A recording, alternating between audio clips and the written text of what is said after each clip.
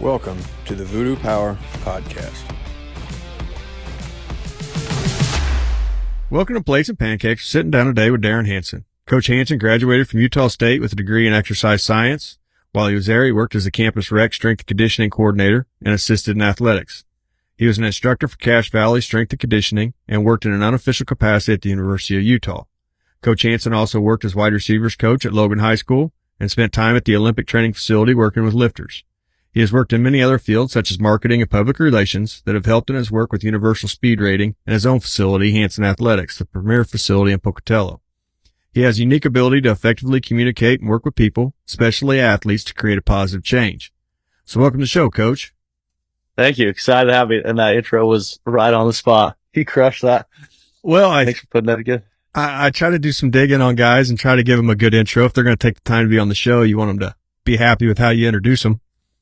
Yeah, I love it. I love it. So thanks for doing that. Yeah, excited to be here. I love hopping on podcasts, and when you reached out, I have seen also you've had some great guests in the past as well. So excited to be part of that.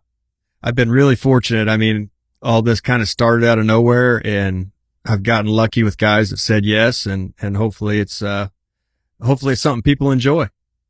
Absolutely. I'm excited to be on and see where we go today in terms of youth athletes and training and all the stuff that comes in between that. Now, I follow your Instagram, watch some of your listen to some of your podcasts, watch some of your videos.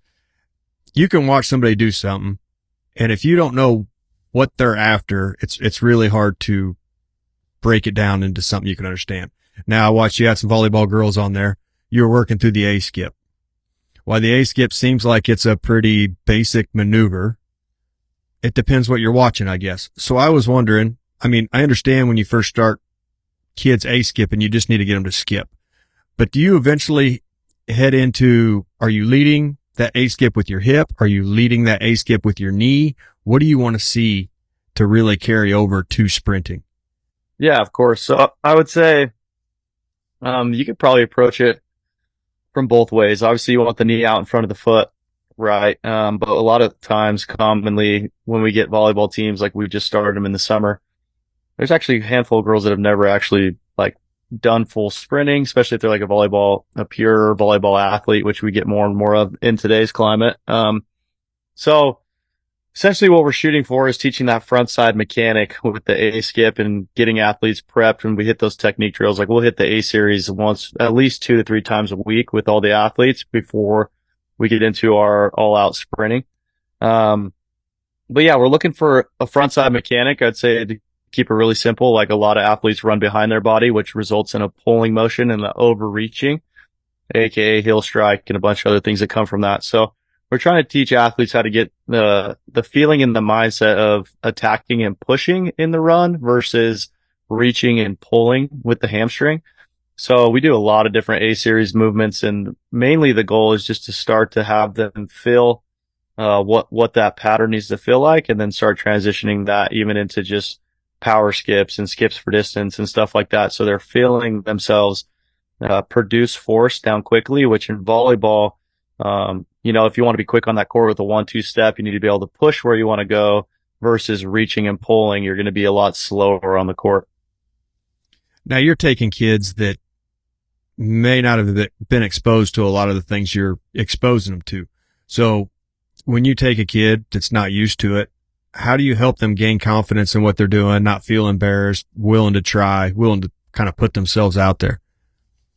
Yeah, I'd say that's a good question. And that's a dynamic answer, I think, because it really, we work with such a wide population of athletes. Like, for example, I have a bunch of kids that just started today for their first time ever. And then, we have a bunch of athletes we're producing for colleges, and we got a basketball kid that's on Team USA right now. So it's like we see so many different levels of athletes, and each one of them comes with like their own set of where they're at within their journey of believing in themselves as an athlete. So for some, it's not a big deal.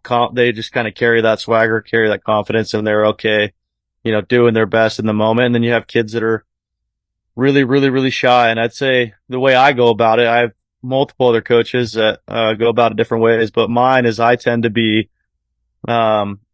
very engaging, pretty loud with the athletes and kind of making jokes and get them to relax a little bit by making it fun. And then also potentially like making myself seem like I'm the one vulnerable, like I'm making funny noises when I'm demoing the drills, like just trying to do anything I can to pull their attention off of themselves because they're going to be their harshest critic as they're going through these new drills and learning them. So as much as I can do to pull attention from the athletes to me, while they're doing these drills and learning them, it tends to result in the athlete not being as shy about what they're doing or internalizing, trying something that's brand new. Right. So, that's kind of how I go about it. And our culture at Hansen Athletics it's really cool, man. Like, I wish everybody's listening could come in and just watch us coach for a day. It's just the athletes love being here.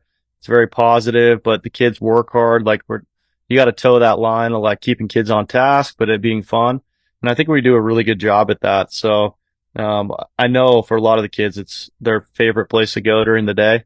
And, that kind of helps ease some of their worries and they're pretty relaxed when they come in. Now that's one thing I was going to hit on. Not every coach can relate to kids. You would think that would be the case. You think they would get into coaching because of the kids and their ability to relate, their ability to pass on information. But the more I'm around it, that's just not how it is.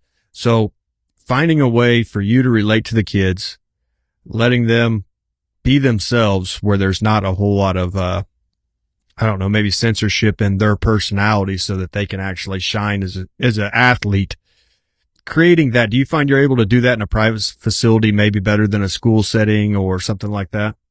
Yeah, I mean, I think so in terms of we're able to just structure it the way, I mean, I've never headed a program at a collegiate university, so it's like, who knows? Like, if I could do that, would I be able to bring my personality and my culture into that? Potentially. All my settings have been running it under a certain structure because that's what we were supposed to do. And not to say one's better than the other, but, yeah, I think the private facility definitely lets coaches put their own flavor. Like you can usually walk into a gym and get somewhat of a good idea of what a guy's or a woman or a man's personality is based off like what their gym looks like that they own. So they're very telling in that manner. And, I definitely think the ability to do that allows the athletes the opportunity to find different facilities that work for them and fit their personality and gives the owner in the private facility the option to create the environment that they always dreamed of or wished of.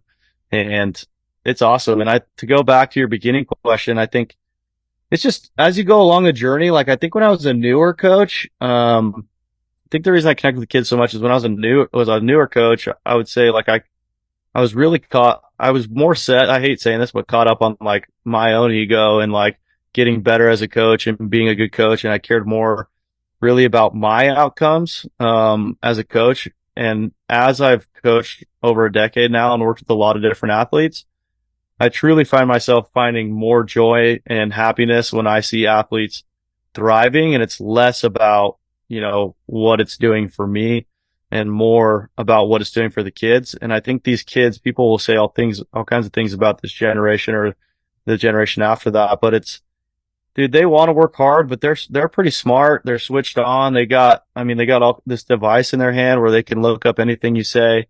So they're a little bit slower to trust, I think. And as soon as they know that you're there for them, and you care about them more than you care really about like, success, even like they got to feel like you actually care about them and their outcomes versus like the outcome for your facility or whatnot, especially with, the really good athletes. So I think that's been part of it is a lot of all my coaches I can say are like to that point in their career where we're really here for the kids and the kids pick up on that first. And I forget the quote exactly, but it's like that. It's something along the lines of the athletes won't care what you say until they know you care about them. Something along those lines. So I truly believe that. And I know all my athletes that come in here know, man, I'm invested in them. I'm going to their games. We're talking about everything in their life going on and, within like a responsible manner, but just talking about things that they're struggling with, or questions that come up with them about training or life, or even decisions they're going to make about going to school, or what career path they're going to follow. So, you just have to really, really care about the athletes, and it's very, very time consuming. And I think this profession weeds out, people over time, just because if you're in it for yourself, man, like those kids will sniff you out and you'll have a really hard time being successful. Going back to your Instagram, I was kind of looking through it here the other day to build questions and just kind of see what your gym was about. But I think the real telling thing of a gym is you had a picture in there of just, I don't know, 3 or 4 athletes just chilling on the couch in the chair, just content to be there. They didn't necessarily have to be working, but they were just comfortable being there. And I don't know that every team, every gym, everything feels that, where the kids are okay just not doing anything, just being there as opposed to their house. I mean, we have a sign up from a cool gym called it's a CrossFit gym out in California. They have these road signs, and they say you don't have to work out to kick it. And I've always believed in that. Like, I wanted to be a space where, I'll have kids sometimes come in on days they're not even scheduled to train and just hang out and drink a chocolate milk that we provide for the athletes and talk. I'll have kids that I have to end up kicking out of here because I'll be playing spike ball like hours after they train. So, it definitely, first and foremost, is a place where we want the athlete, but not just the athlete, the middle school, high school kid to thrive and be able to build their confidence. And that swings into like what you brought up about kids. It's pretty wild that once you've coached for a while, you'll see kids. This is not knocking parents or anything, but kids will behave a certain way around their parent versus, being potentially their true authentic self, just for multitude of reasons. But it's pretty wild when you have a kid in here training and then their parent comes in for the assessment and how they act for that when their parent's in the gym versus when their parent's out of the gym.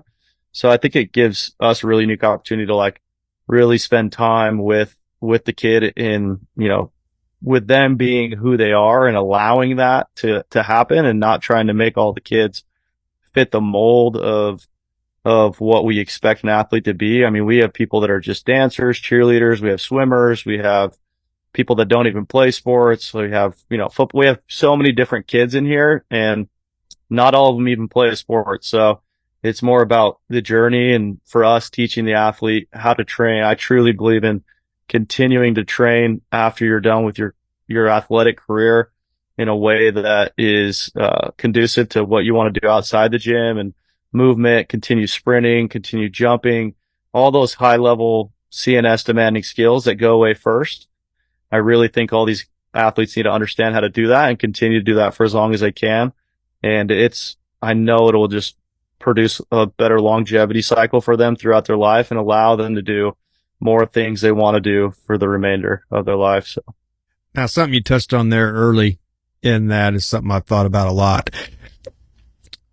How much do you think in a day a kid is actually themselves between, they got school, they got social media, they got their parents I think there's very little time that you actually get to see who that kid truly is. So by you providing kind of the gym the way you do, you may be one of the few people that actually gets to see that kid be themselves.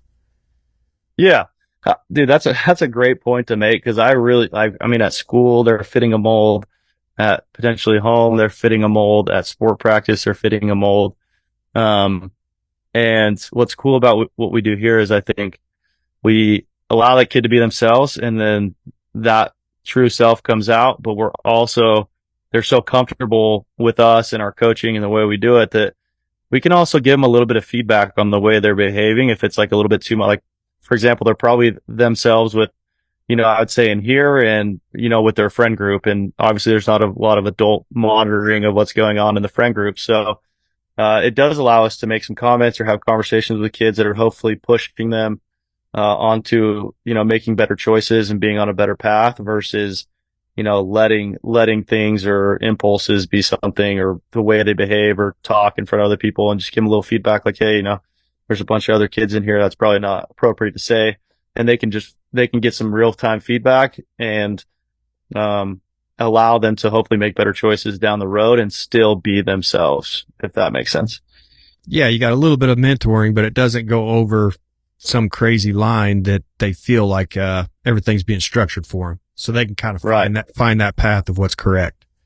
Yeah, it's just a really careful line you tread, and you just make sure, the feedback's direct and private. It's not something that you're not saying it in front of their other friends or whatever. So they feel confident that it's a space they can be safe.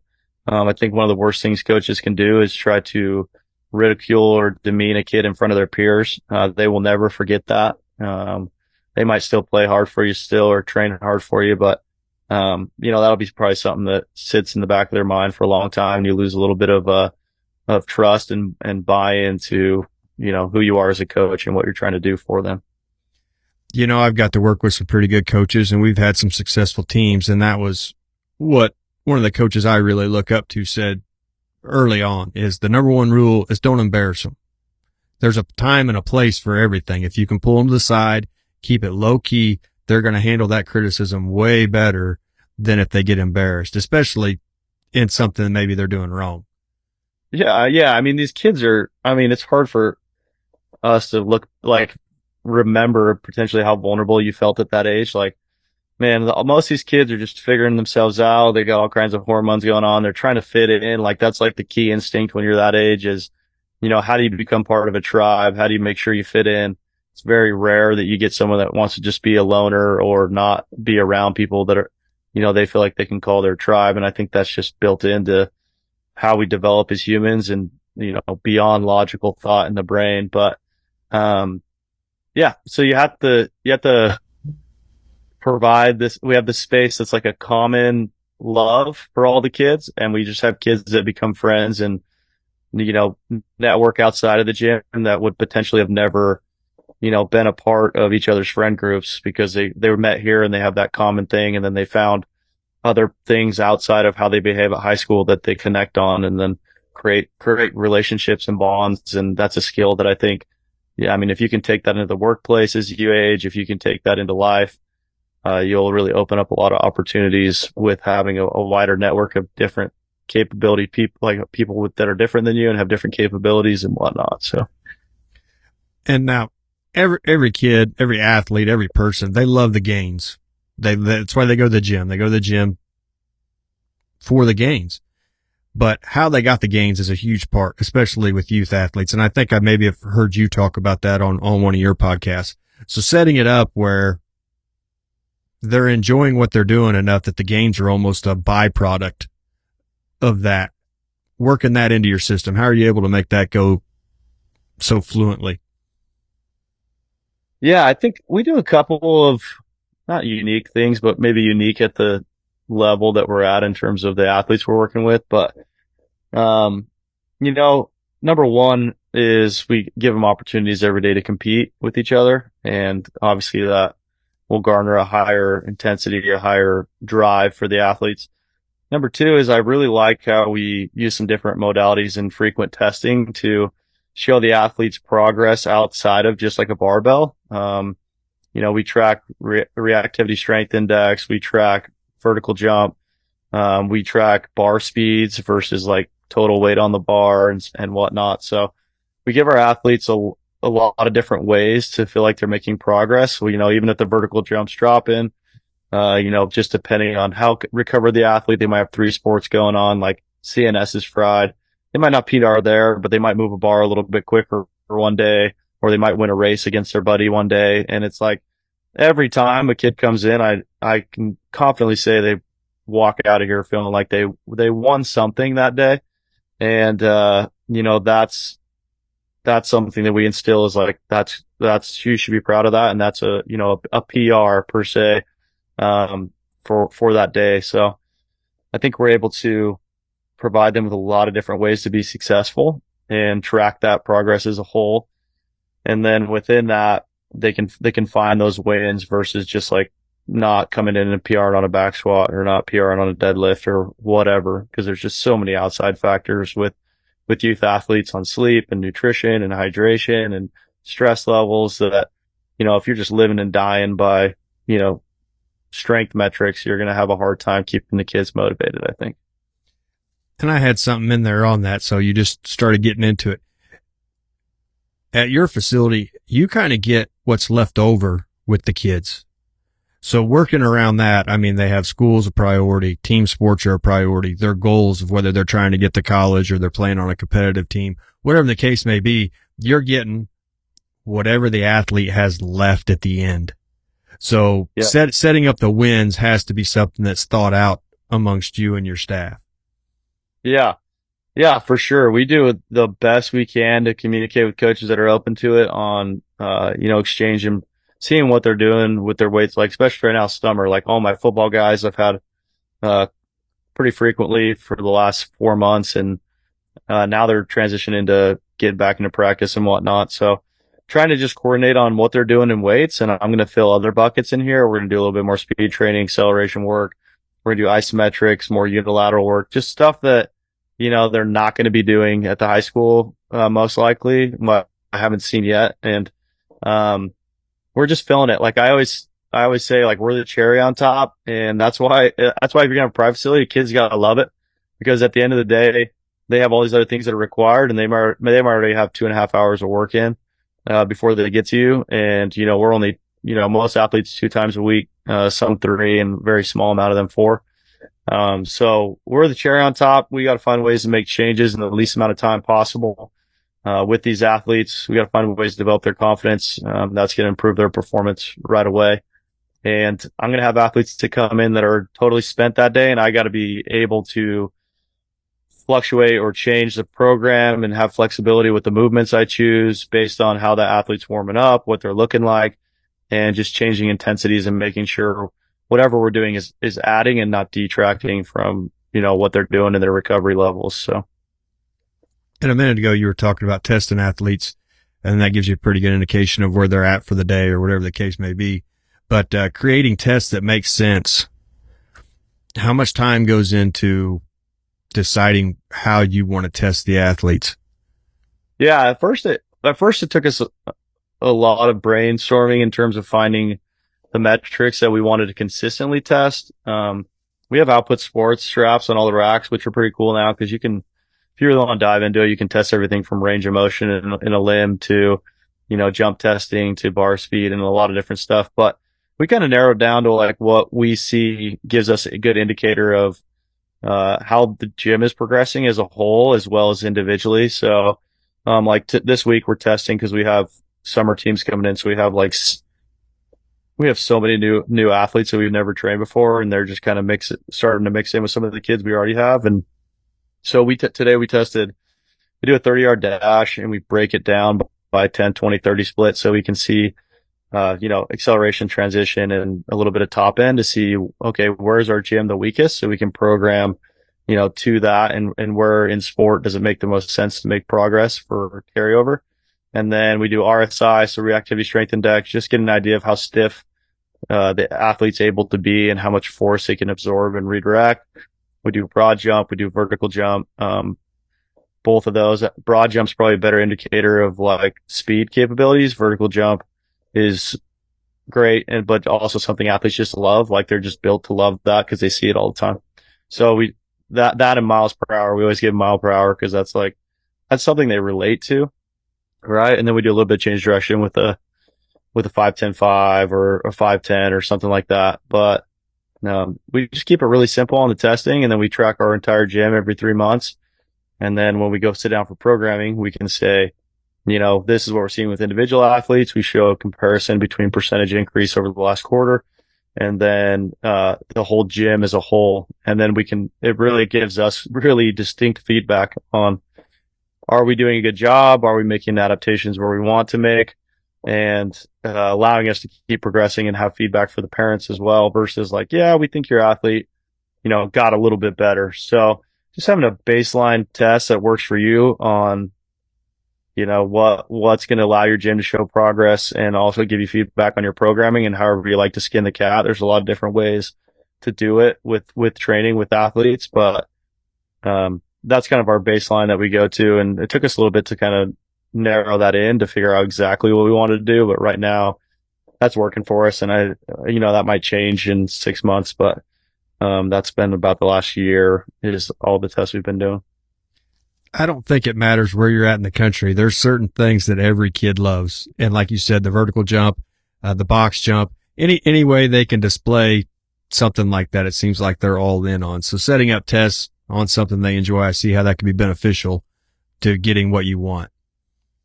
Yeah. Oh yeah. And like I said, Mike, I can read off 10, 20, 30 splits for a year and no kid's going to really care that much. Right. But it's good for us. And what we track with them is obviously they love the 40-yard dash because of football. So we don't have enough space to run it inside, but we'll go do that every once. We have a speed camp this weekend. We'll run it out. But inside the gym, we track miles per hour, and that's where we use the universal speed rating software. Is every athlete has a profile. Every time they run, they can update their speed and they can see their progress over time. When we run the fly or any kind of like 30-yard-ish run, we'll get those mile per hours for them. And then they just know it because it's like they have been in cars their whole life. They've heard miles per hour all the time. So it's just got to be metrics that like kind of cause a sparkle in the kids' eyes, and mile per hour is one of those. We glorify it. Like I would rather just glorify for most of my athletes like a 10-yard sprint, right? But it's just not as fun. But we got signs up on the wall where kids, when they hit a certain mile per hour, they get assigned the sign and be in the 20 mile per hour club, 21 mile per hour club. And they get wristbands that are colored. We got that from Tony Holler. We get wristbands that are colored for mile per hour clubs. So what really is nice is when we train athletes too, and we're setting up competition games in the back, we compare athletes based on their wristband color because we know they're a similar speed. So those races can be competitive and push those athletes to go a little bit harder. So we've just found ways to like make it fun, and B, it also gives us the ability to like make more advantageous partnering with athletes and whatnot. So now you kind of hit on this earlier in the podcast there. When you're not at the gym, I'd imagine you spend a lot of time watching kids play sports. It seems like it's an important part of having a private gym is going and being active in what they're doing. So taking the sports by position and understanding the demand the kids have on them. I've heard you talk about this a little bit too. Trying to evaluate that in back how you're programming or setting up certain groups. How are you able to kind of keep track of all that? Yeah. I mean, in terms of like formal keeping track, not so much, but we go like this last weekend, there was a tournament in town and I went and watched the girls and boys, a couple basketball programs we coach play. And I think it's important as a coach to get eyes on the product that's on the floor, seeing like if all the work you're doing and what you're telling them is going to improve, is it improving? So, outside of just the parent having to text you and tell you, those are always great, feel good. But I think it's really important to go and watch and see, how they're moving. Like a lot of times I'm like, oh, we need to definitely work in more lateral work because, we might be getting athletes fast, linear, but, once you see them on the court and see, oh, they're actually a little bit slower when it comes to side to side movement. So you can definitely, like with our summer programs, it's nice because a lot of our groups are just based on sport.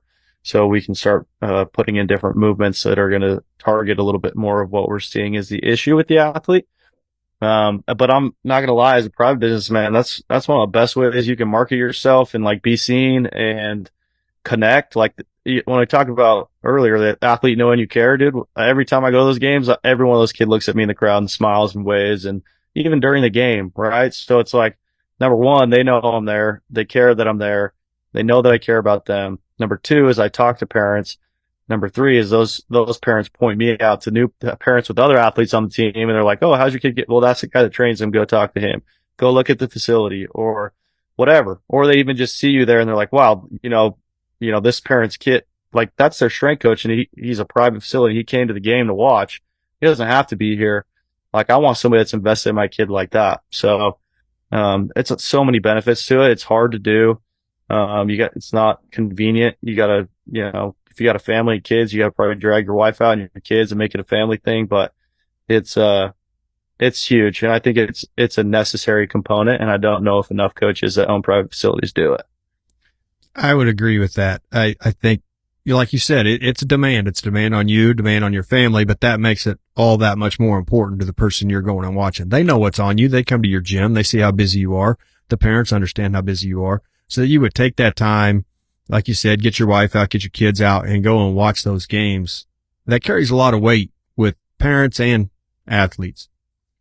Yeah. And I think it really just helps you build a rapport in the community.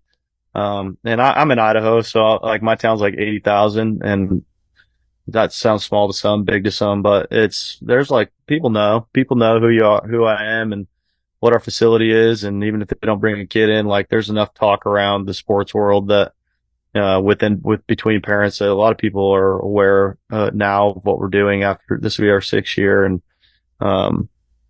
they notice those things as much as you think like, oh, they're not going to notice. They notice. And if you want to grow and you're committed to it, you can just find ways to get there.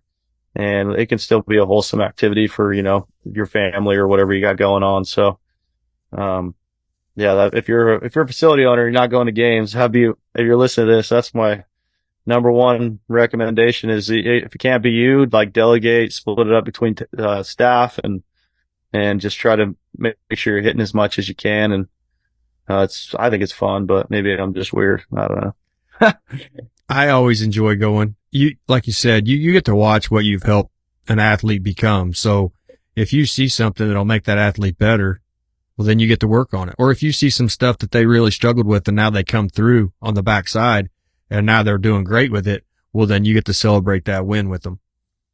Yeah. And like that just swings back to building that relationship with the athlete. Like if you can walk in on Monday and say, man, you got a lot better on that in your game on Saturday, or, you made a ton of progress on this. How did it feel? Like, man, it's just, they know you care. It goes back to, yep, that coach cares about me.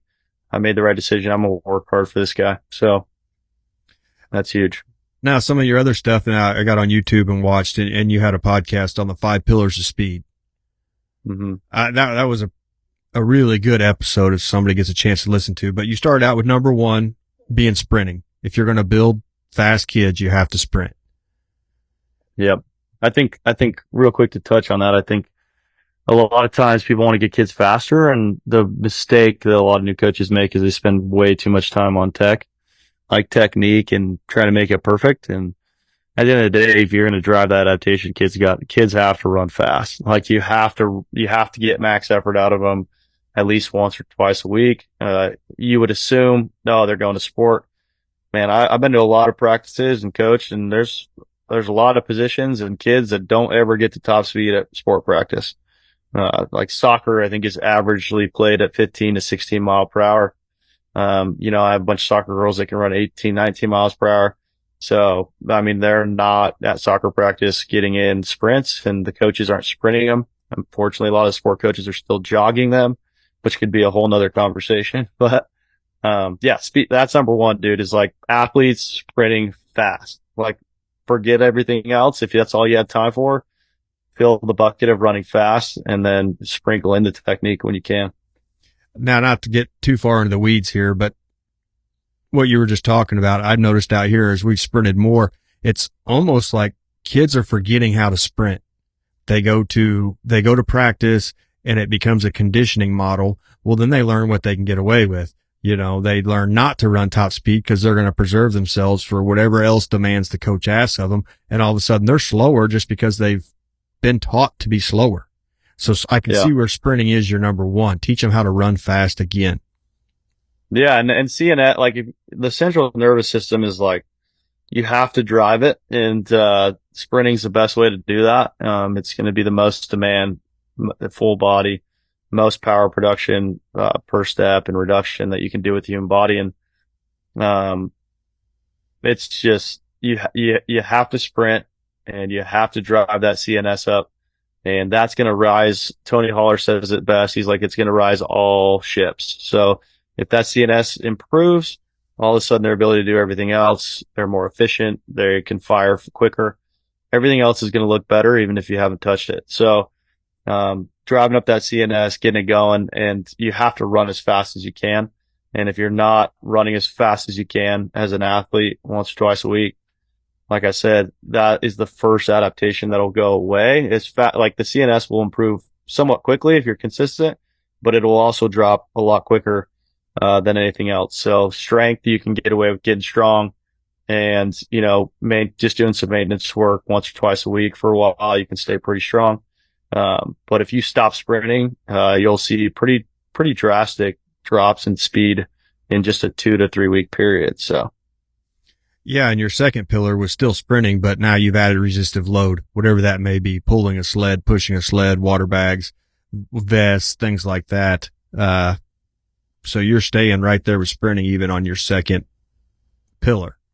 yep, given opportunities to practice posture and position under load, which again, that sounds like the same conversation as a barbell, right? So they're not, the worlds aren't really too much different. It's just the way you think about it. And yep, practicing posture and position, being able to produce more force into the ground. And really, too, when you have that sled on, it allows them to get into a more aggressive lean position and practice some of their acceleration mechanics that are a little bit harder to do. Especially if they're a new athlete and they don't understand how to do it. Asking them to do that body weight's a little bit harder. They feel like they're going to fall over, but if you put something on them, restraining them, they can get into usually naturally a lot better positions. Like remote athletes I always have them run hill sprints once a week because I know running up a hill, you have to pick up your knee, you have to have big front side mechanics, and you have to push down to the ground. If you try to run up a hill and reach out in front and pull, it's going to feel horrible. Number one, you're probably going to pop your hamstring and, your body like really won't even let you do it. So Now from there, you moved into plyometrics. So are you looking at both? Are you looking at height plyometrics, length plyometrics, so box jumps, yeah, jumps, we're looking at, anything? yeah, both intensive and extensive. So intensive being your, really high hurdle hops or jumping and landing and redirecting force. We do a lot of depth drops. So we're working on just that, taking the load, and then we'll progress that to a depth drop to a broad jump or depth drop to a vertical jump. We'll land off depth drops in split positions and all kinds of different stuff. And then your extensive being more of like, we do pogos every day. So think like low intensity, high volume pogos. Some of your tech work's going to count as that, your bounds, your skips, stuff like that. So we're building volume with the low intensity over time to give them that foundation and also accumulate reps before season so they don't show up to the basketball court or in cleats. All of a sudden they have shin splints or their knees are hurting or whatever. So building up that volume over time and then sprinkling in that really intense stuff. And again, I think people with intense stuff program too high of reps. You got to think about it just like a 3-rep max on a back squat, or you just got to remember that it's going to be very demanding on the CNS. So the load, since the intensity is so high, the load should be low on those. And, some people get that wrong, even though if I was like, oh, should I put on 90% of your max and have you do 15 reps on the back squat? People are like, no, that's stupid. I can't do that. So it's the same principles again. And it's what's funny is I come from more of a traditional strength background growing up and what I did in college and high school. And, the speed has been probably the last 3.5, 4 years. And I've just been diving into it. And it's just like, everybody wants to think things are so different, but the human body follows some pretty distinct rules. And, if you understand one, it's really easy to start to understand, or if you put work in, it's really easy to understand how similar they are in terms of adaptation in the body. Yeah. The thing with high intensity plyometrics is you can't see the force, Yeah, exactly. A barbell with 90%, you can see that, but landing and collecting yourself, nobody can see those forces. So they want to push it too hard sometimes. Yeah. And you might get away with it that day, but the problem is you're going to screw up the rest of the week of training for the kid or send them off to practice a little bit more vulnerable to an injury or whatnot. Like first and foremost, it's do no harm. So even if you feel like, oh, I'm not doing enough reps, start there and then progressively add over time versus just adding in a lot. Because a lot of time when I was young too, I did way too much. I thought you had to do a ton, you had to do so much. And now I literally try to do the least amount possible and still make progress. The least amount of demand I can put on the athlete and continue to see progress, the better I'm doing in my job. Yeah. You're getting in there, getting it done, letting them go live their life, letting them be as recovered as possible for whatever sport they're going to play. And you're still getting the adaptations that you're looking for. Yeah, 100%. And it just allows them to perform better, allows them to be more consistent with their training. And again, doesn't put them in a position to be hurt. Like a lot of times you might not even know, like your girl might go tear ACL on Saturday in a soccer game and you might not even think at all because, oh, on Tuesday I did 35 depth drops, and you might not ever correlate that in your mind, but there's a potential that you drain that CNS so much. The athlete, on Thursday had a test, was stressed out, didn't go to bed, was studying for something Friday. And now, you've put them in a deficit, in a hole, and other life stuff came up, and now they're hitting the soccer field and their body's just not ready, not prepared to go. So Now, as your number 4, you had strength, and a lot of times strength gets put at the top. But, yeah, like even talking to Mark Hoover the other day, about anything at this age will make kids strong. So I can see why you have that a little bit further down the list than what most people might think. yeah. I train guys that can hex bar deadlift 550, 600 pounds, and they run 18 miles an hour. And I got a girl that can hex bar deadlift 155 pounds and she runs 20. Like 19. There's just some different factors that can go into that, but I think strength is a pillar. That's why I have it in there. And I think strength is important, but it's moved down my list over time of working with athletes in terms of being the end all be all. I used to thought it was the end all be all. If I got you stronger, you got faster. That's just not really the case. Like it's definitely a pillar of it, and there's a prerequisite. And if you are strong, you can definitely create more force than if you're not.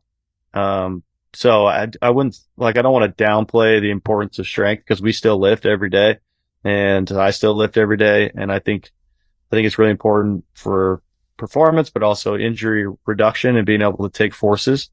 But I just don't think that it's, again, at the top of the list in terms of, if we're talking speed development. So. And your last one was technical, that you had at the bottom of the list. So I was kind of wondering there, is it the time it takes to teach that you don't have the carryover? The ROI isn't what just straight letting them sprint in their natural body position is?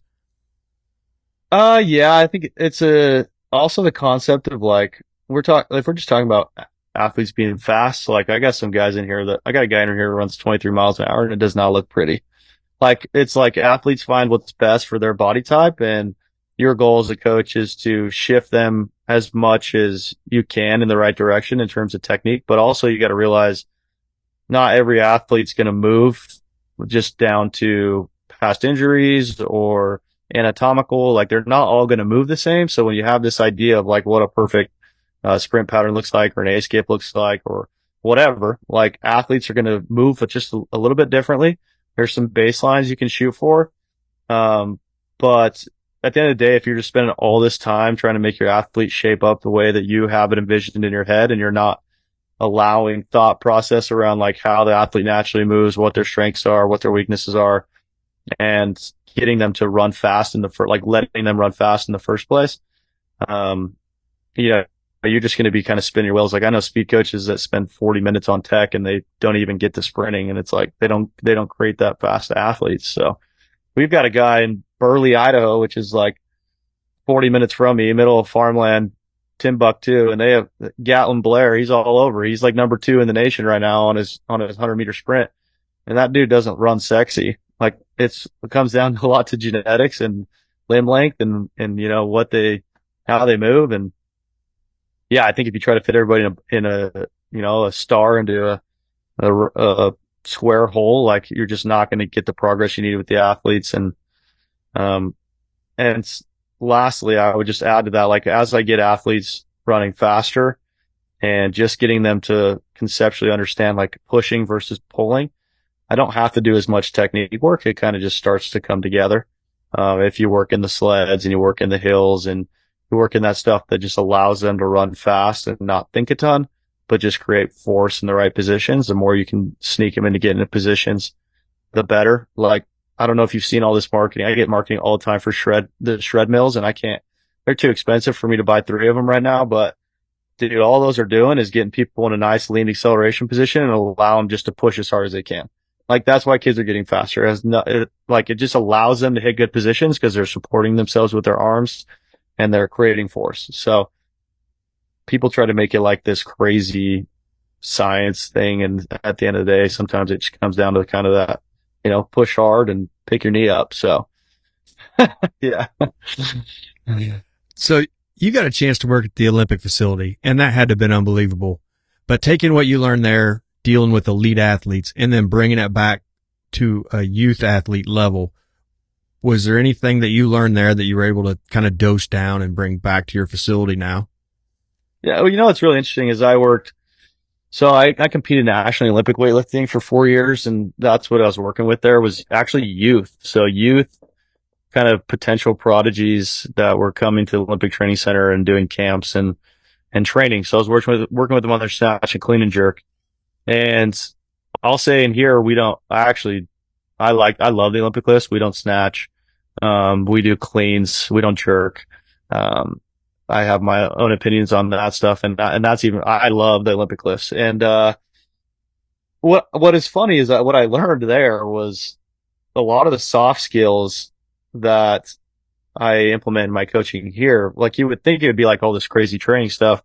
It's not. It's more of like seeing these youth athletes that are kids that are under a ton of pressure to be really good and be successful.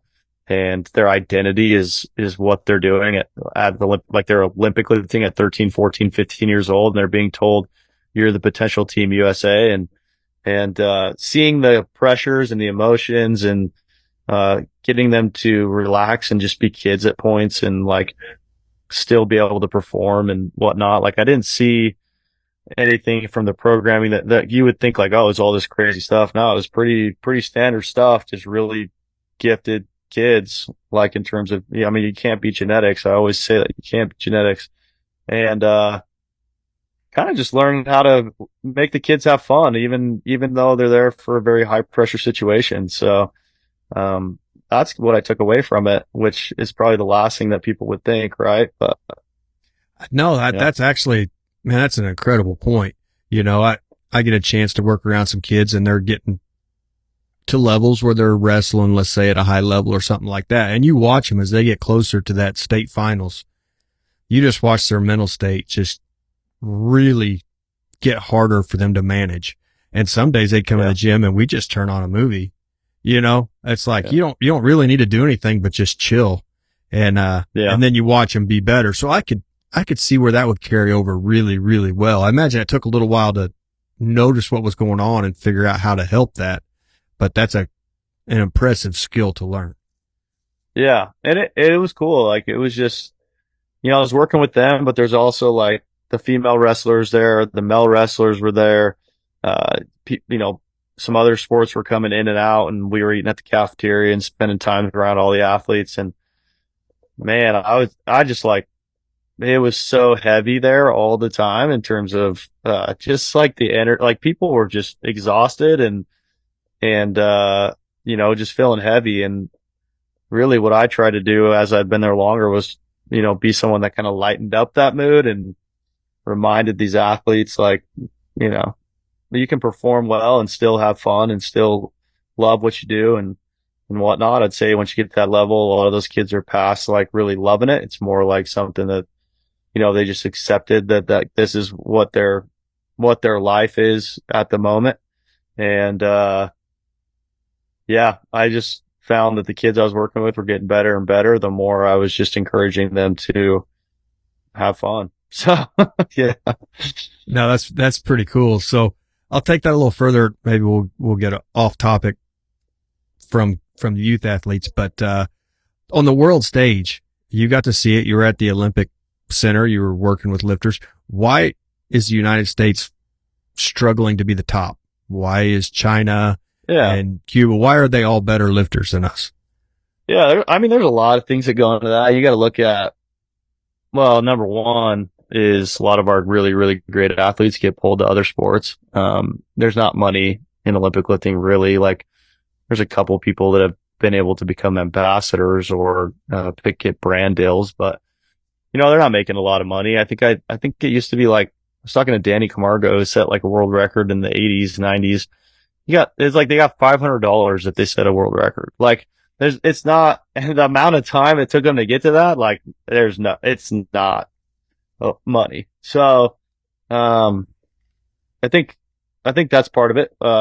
Higher paying, more spectated sports pull a lot of our good athletes.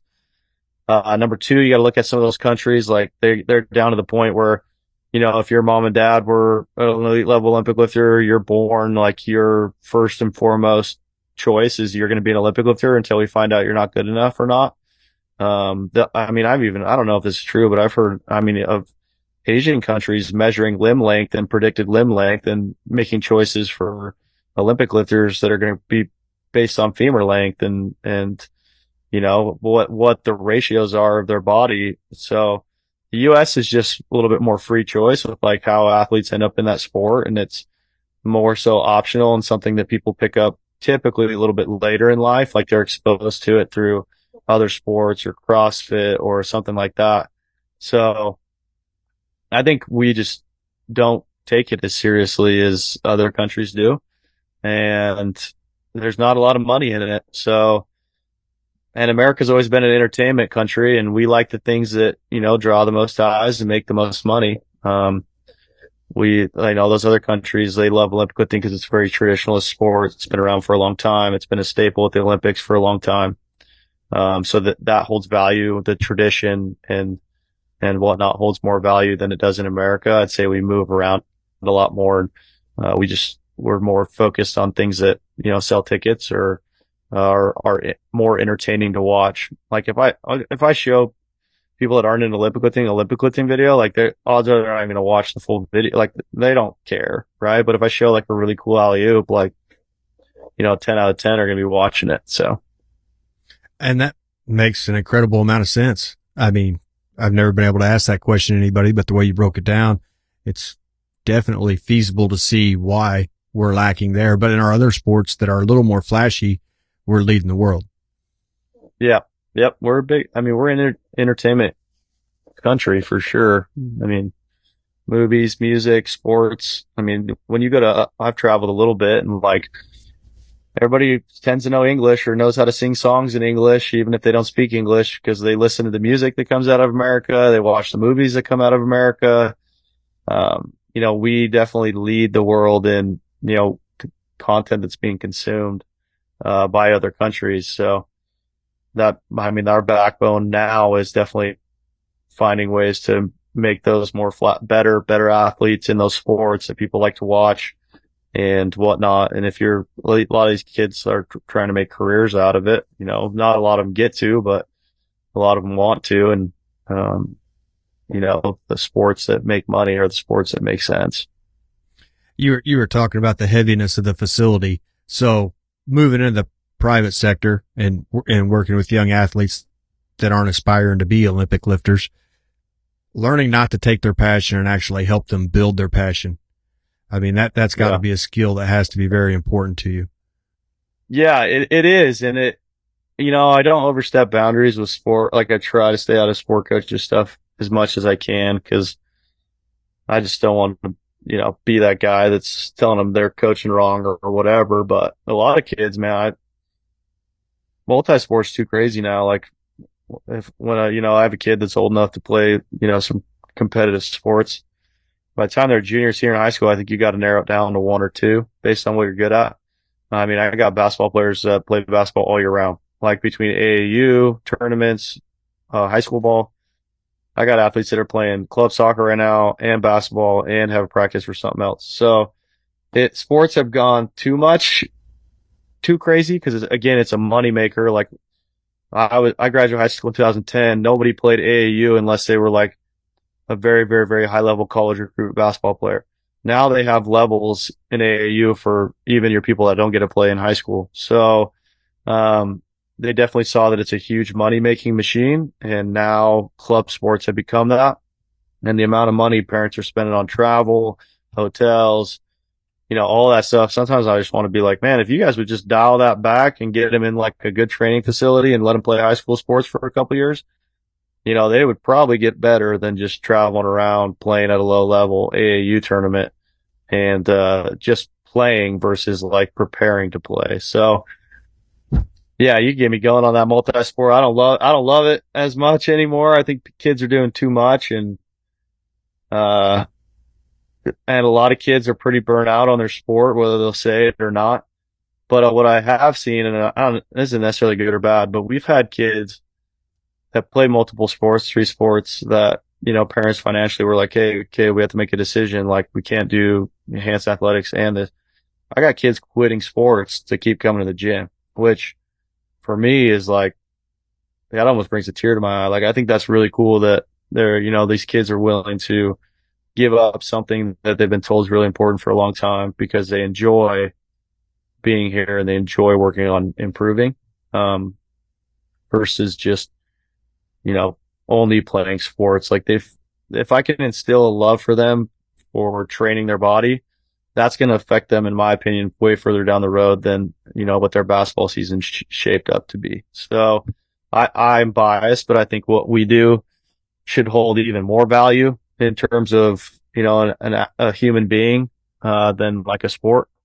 So yeah, it makes me super excited when kids, really love what we do and dive into it and are asking questions. Why are we doing this, coach? Why are we doing this? And I can explain to them. And then they're like, oh, that makes so much sense. I'm going to do this, my other days when I go to Golds or whatever. So, just giving those kids the tools and understanding why. That's a good point there, is if you're programming things and kids are asking you why and you can't explain it, don't program it. Like, you should understand why you're doing every movement that's in your program.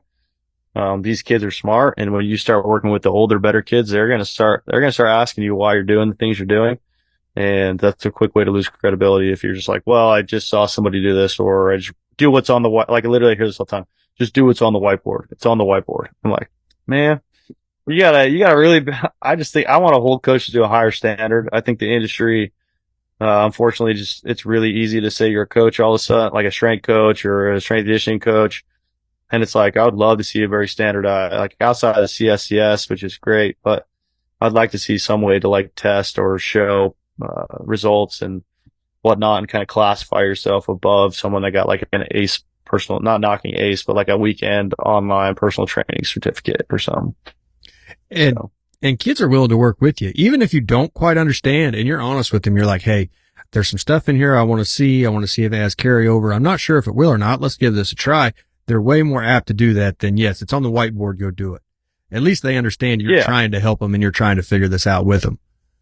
Yeah. Just being vulnerable. And like, even if you don't know, like, you're like, yeah, we're trying this out. We want to see, like, you should still be able to at least put a sentence in there of like, this is what I'm hoping to produce with this. And we're going to test this over the next 4 weeks and see if it works. Right. So, there's definitely always an intelligent way to understand, because you don't want to just throw stuff in that, if you don't know what you're looking for at the end, then you're wasting your time. Like, you have to at least have a plan of like, this is what I'm looking for by testing this, versus just being like, oh, we're going to test it. Cause then you're never going to actually know what the results were. And maybe you put together something really good, but you even go away from it because you don't even understand why it worked or what you were shooting for. So coaches, athletes, everybody, I mean, the hard thing to kind of get through everybody's head is that, perfection is not normal. I mean, it's typically unattainable, and it's even harder to sustain. So getting everybody to understand that mistakes are going to happen. You're going to be vulnerable. Not everybody's watching you. You'll be able to recover. Getting that through their head and helping them become better athletes that way. Yeah, I got a great analogy for that. So I tell a lot of kids this. So I'll always ask them, I'm always like, what's your favorite movie? And then they'll tell me their movie, and I'll say, like, who are the main characters? And they'll name off like 1, 2, maybe 3 characters. And I'm like, well, what are some names of the other characters? And they can never name any of them. Right. So I'm like, okay, I want you to think about this. Like, your life is like a movie and you're the main character. Okay. And there's a couple support roles around you that people are going to remember, that are going to remember you. Like, there's a couple roles there.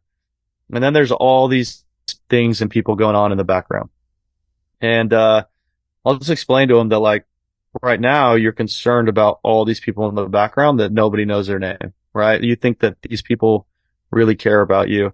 And at the end of the day, it's like, you're the only one that it has such a highlight on your life, because everybody's living their own movie. And you're a background character in that person's movie that you're worried is going to think you're doing your A-skip money. Like, you are just in the background. Like, they're not going to remember any of this down the road. So live your life like you're starring in a movie and you're watching it. And none of those people that aren't main characters or playing a main role in your life at the time, they're not important. So that's kind of explained to them. It helps kids visualize like, yeah, you're right. Like, I don't know any of those characters, and these people probably aren't even paying attention to me like I think they are, because everybody analyzes themselves the way that they see themselves, which is obviously the main character, but it's just not the case. Yeah, I have a questionnaire I hand out. It's just like 6 questions, when an athlete kind of, after I get to know them a little bit and they've been coming for a while. And it's amazing how many times in that questionnaire, like the fear of failure or having some bad day shows up on that. It's just like, that's not what it's about. It's about striving to be perfect, but you're never going to be perfect. Yeah. It's tough. I mean, these kids are facing challenges that we never faced in terms of like, man, I'm only 31 and I didn't have a smartphone until college. So, I didn't have social media, and like I built my self-esteem off of in-person interactions and whatever. And if I'm having a bad day or I'm getting, bullied, I can go home and I'm away from it. I'm not seeing things I'm not getting invited to, like these kids are just bombarded every day with not only that, but just like social media.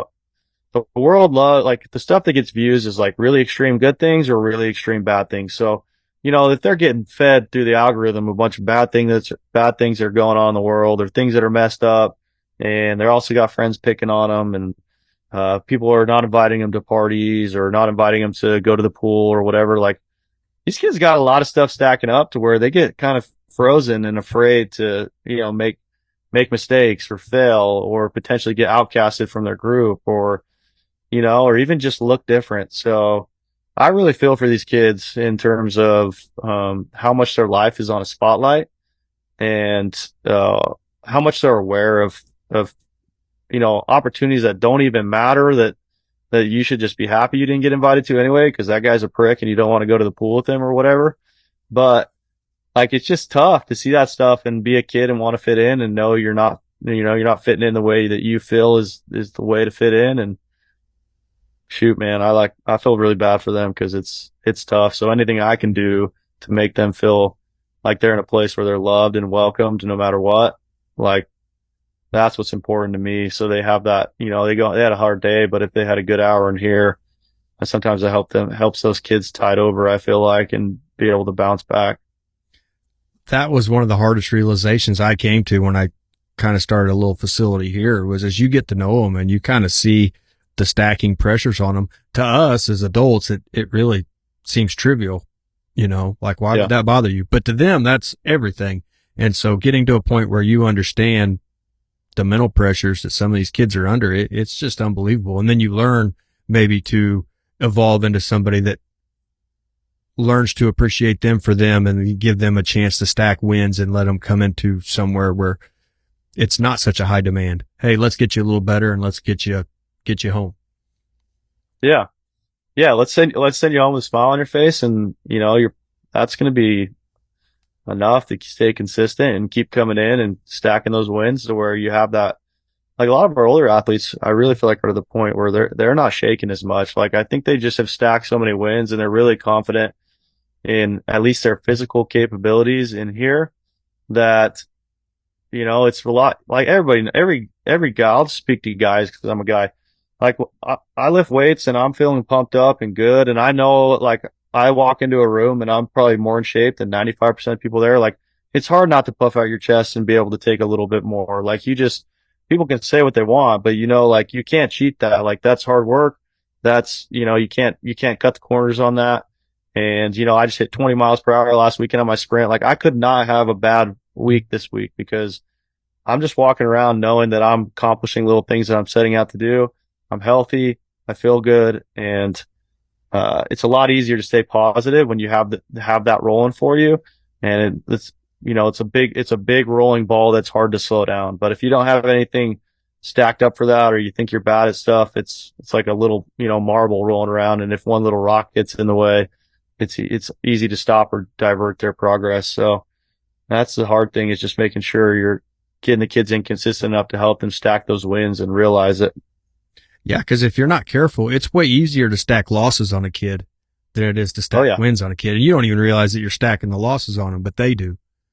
Yeah. I see it a lot, man, with parents and kids and sports, and it's been good for me perspective wise to like start to really shape like my expectations of myself as a parent when I have athletes as a kid is like, dude, you let the kid play, like let the coach and let the kid play and don't be screaming at them and don't tell them 10 things they need to fix right when they get off the field. Like let them come to you. Like if you give them that space and they know they're not good at something, like build that relationship where, they say, hey, dad, I'm not like, I'm kind of slow. Like, how do you think I can get better? Then deliver your feedback on that. Like first and foremost, first thing you say to your kid at the game was like, hey man, did you give it your all? Yeah. Well, great job. I'm proud of you. Like it doesn't matter what the results were. And at the end of the day, it's freaking high school and middle school sport. I've seen some middle school parents go crazy. And I'm like, dude, these kids can't even walk in a straight line. Like give them a break, dude. Like if people were ripping you like that, like, I don't know. And this is biased to me, but I feel like a lot of times it's parents that didn't play sports growing up that are just like shredding their kids. And usually the people that were dogs back when they played are just giving their kids a little bit more space. So I wish there was a way to kind of give those parents that maybe weren't into sports or never competed at a high level to just have like some perspective into, the development process and what it looks like and how to give feedback in a way that's like not, it can be critical, but it needs to be leading towards something positive, not just like, you suck or you're too short or you're just small or you're too slow. Like what is that? What value does that provide to the kid? Like you are saying things to them repeatedly that they already know. Like a kid knows if they're slower than everybody else. A kid knows if they're shorter and smaller than everyone else. Like you're just like repeating negative things to them with no actual solution. It's like, hey, I noticed like, you're a little bit slower. Do you want to go to Hansen Athletics and work on your speed or like something where you're like, hey, have you noticed this? Let's give you a route to improve versus you're slow, you're small, so. It took a little while for me to learn this. I'm not super happy about it, but as you mature and you watch what's going on with your kids in sports, I learned the best question I could ask my daughter after a softball game was, where you want to eat? Yeah. And then eventually it may not even be that day, but eventually that week, some of those issues will come back up and they'll be more than happy to go work on it, but it's on their terms and not just, like you said, kids know you're not going to hide them. You had an error, booted a ball. Well, you don't have to tell them about it. They know they booted it. They know. Yeah. They don't need you. You're not really coaching at that point. You're just breaking them down. Yeah. They need time to decompress, which not to take this too far off topic, but it's like, that's a talent to learn. Like have a parent show you that grace of like allowing you to decompress and then allowing that like as a partner down the road in a relationship or in a work setting. Like if you have the ability, cause you were taught by action from your parents to like give people space, allow them to decompress and then revisit on like a note when emotions are, back to baseline and you can have like a constructive conversation. Like, dude, if you can teach a kid that is a talent that a lot of people do not have anymore. And, that's a huge, I always think like down the road, but I'm just like, that's a huge win for an athlete to develop the ability to do that. And as a parent, you have this awesome opportunity to show that and lead by example with that. So. No, that's a really good point. Yeah. I mean, we all have bad days at work. Some days you don't want to come home and talk about it. The last thing you need is somebody yelling at you about wanting to know how your day was and why it was so bad and what you screwed up. And yeah, you just want to be left alone. I'll talk about it later. Let me cool off a little and, whatever it is I want to do to get my mind off of it. Yeah. Now, the one thing I wanted to touch on, I thought this was really cool. When I got on your website and started looking at different things you had, your apparel, it's all goes to a scholarship fund, to help athletes that may not have the money to come to you or whatever the case may be. How did that start? What was the ideology behind all of that? Yeah, I think it stemmed in the very beginning. Like even when I was in my garage and my partner and coach Shelton, we were starting this up together and, came down to like, okay, all my coaches have, except for our new interns, have over 10 years of coaching experience. We've all coached at D1 and we all have our CSCS and like I've invested a lot of money in my education. So I knew that I wanted to come in at I'm more expensive. I'm probably twice as expensive as everyone in my area. Like, because I know that the effort I'm going to put into it is going to back that up and the experience is going to back that up. And at the end of the day, I want to really have a facility that, uh, can lend to the environment I'm trying to create. And that's, it has to be nice. It has to have a lot of turf. It has to have room to run.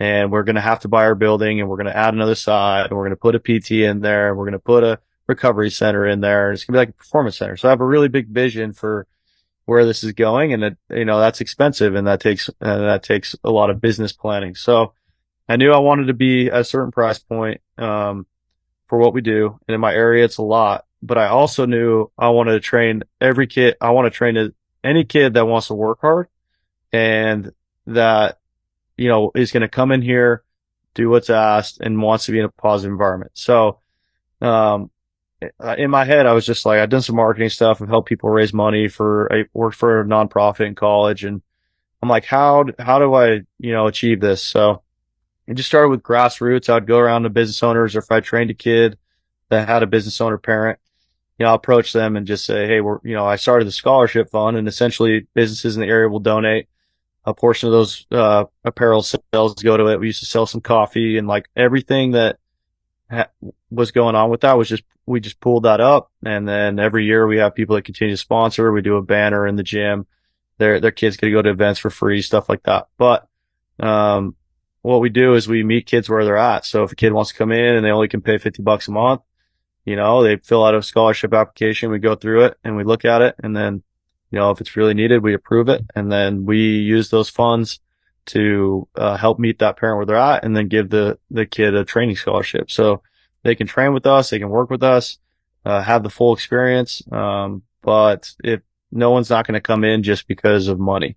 So that was always my vision. That was my goal. It just took a lot of me asking people, to donate and whatnot. And I put it up periodically on Facebook too. Like, I really believe in what we're doing, so I'm not afraid to ask for donations and support with that, because I think we do a really good job with the kids. And not to mention, we match whatever the business donates. So if a business donates $2,000, we allocate $2,000. So it's $4,000 scholarship money. So we're putting our money where our mouth is as well, and just trying to provide. We probably have 25, 30 kids on scholarship, and 20 out of those 25 are kids that are going to go play in college.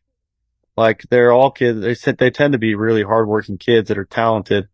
They just come from situations where, they have 8 kids in their family, or they have 4 kids that play competitive sports, or what. There's just a bunch of different things, right? So, we just got to find the way we can help at the end of the day, I want to help as many people as I can.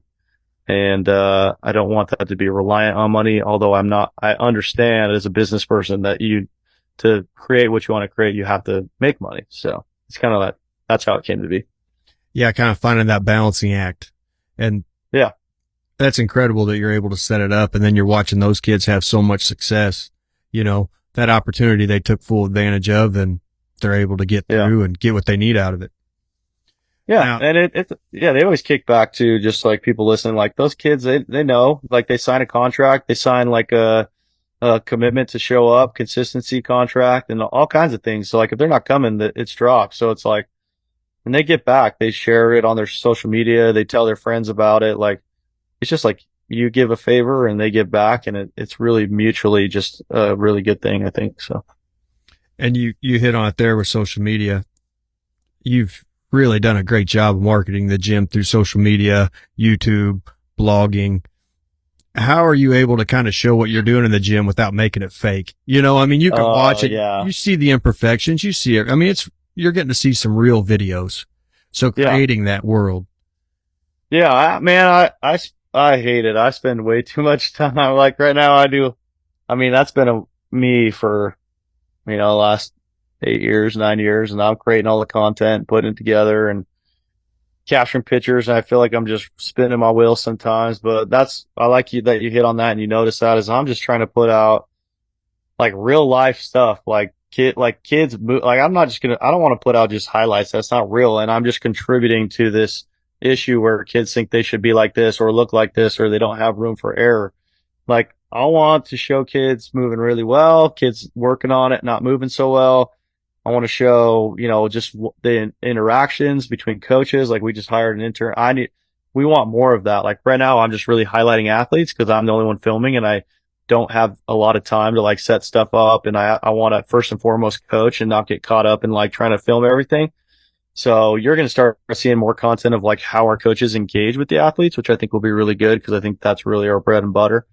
But yeah, I just like film stuff and I just clip it together and throw it up and put a caption. Like, I'm not trying to like make things look better than they are. Like, it needs to be real. And I've gotten some people that have been like, I've gotten people all the time that are like, man, like that kid's not moving very good. Fix this, fix that. I'm like, I know you haven't really trained people if you think that every kid's going to be moving good all the time. So, and I've had PTs try to rip me off before. I'm like, man, it's like I work with some of the athletes after they come to PT and they move worse than when they went in there. So I don't know. So, yeah, keeping it real first and foremost. That's our brand, is like real education. My podcast, most of the time I don't have guests. I'm just talking about a topic and it's not sure. I don't even plan it most of the time. I just talk through it and, it's not the best for getting the most views and likes, but if it touches, 5 people that helps, then I'm happy with it. So, Man, the ones I listen to are great. I think all your content's really good. It's for your average person that wants to learn how to do something better or maybe has an idea on something.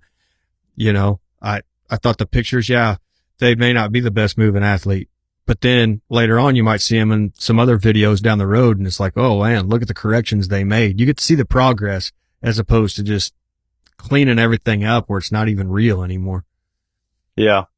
Yeah. And like I said, just to reiterate, I just don't want to be a part of like the problem in my eyes, which is like this thing on your phone where everybody's trying to be perfect. And like you said, like I got a tattoo on my leg.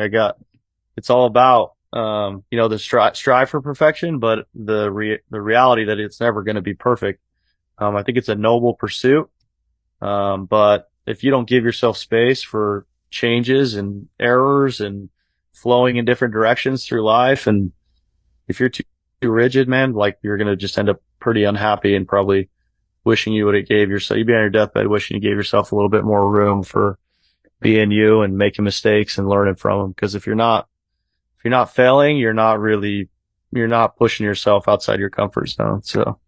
And it kind of comes down to, perfection's awesome, but where's the finish line? What is perfect? What you think's perfect today, in another year, you'll think, man, that was garbage. So stacking it, building better every day, I think is the overall goal. Yep. 100%. If you would have saw what we were doing in the gym 5 years ago, it's like, dude, it changes and it should. And it, as you get better, it gets better and you make mistakes and you learn and you find what's the best way to do what you're doing, so if you don't allow that space though, man, you just, you end up closing your doors really soon or you fail at whatever task you're trying to do because you give up because you're just not giving yourself space to find different ways around obstacles versus trying to run through a wall. You know what I'm saying? Yeah. And Ray Hunt, he's a hero of mine. You probably don't know who that is, but he was big in the horse world, but he was from Idaho, so it kind of tied in. Oh, but probably one of the greatest cowboys to ever live. But he used to always say at his clinics, all the learning is from 0 to 1. Everything after that is a testament to what you put together in the beginning. So creating that with young athletes and giving them building blocks is where it's all going to be achieved. Yeah, I love that. Do you know what part of Idaho he's from? Man, I looked it up today. It was a small town and I can't even think. I wonder if it was like north or south or whatever. But anyway, there's a big rodeo scene around here. I've trained some rodeo athletes and I go to rodeos and just running. Go ahead. Where the tie-in comes from is if you ever get a chance to look up his stuff, it's incredible. But what he did was what you're doing with athletes, not necessarily training them to be athletes, but helping them to be okay with themselves. That's what he did for the horse. So he traveled the country, traveled the world, just helping the horse be better at just being okay.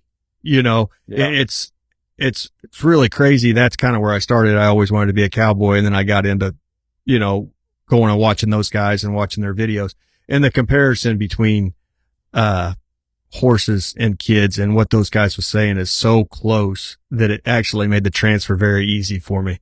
So Yeah, that's really cool. Yeah. you got me curious. I think he spent most of his later life in Mountain Home. Okay. So yeah, that's like over Boise area. Probably so. Yeah. Yeah. I don't know how much he was home. He traveled the world helping horses, but I guess whenever the few days he got home, that's where he was. So That's awesome. man, I've kept you a really long time, but I thoroughly enjoyed the conversation. I think you have a way of connecting with kids that if more people could figure out, the world would definitely be a better place. Yeah, if they figure it out, call me up. I need to hire some more. So, you know what I'm saying? But I really appreciate having me on the podcast. Like I love talking through this stuff. I like training, but I also I like talking about the kids more, and hopefully some people listen to this and maybe take a couple nuggets, or, maybe just have some thoughts about how they're interacting, whether you're a parent, whether you're a sport coach, whether you're a strength and conditioning coach. And, at the end of the day, we're trying to, help that next generation be, the best they can, the most resilient they can, and successful in anything, whether it's sports or whether it's just having a healthy physical body, that they can have better mental health or perform better at work or in a marriage or as a dad or as a mom. I mean, those are all things that, I think about every day. So it's, hopefully it touches some people that it can help. I agree with that. At the end of the day, sports are going to go away, but being a good person is going to be the rest of their life. Yep. That's why our motto is building stronger humans. Like, I didn't pick athletes. I didn't pick, anything to do with just athletics. Like, it's like we want to build up the human to be a stronger individual. So, well, man, I know it's hectic with what you do on a daily basis. So to take time out of your day, come on the show and have this conversation, I really appreciate it. Yeah. Thanks for having me. We'll have to do maybe a follow-up one in down the road and see where you're at and whatnot. So, well, perfect, man. I appreciate it. Have a wonderful evening. Cool. Yeah, you too.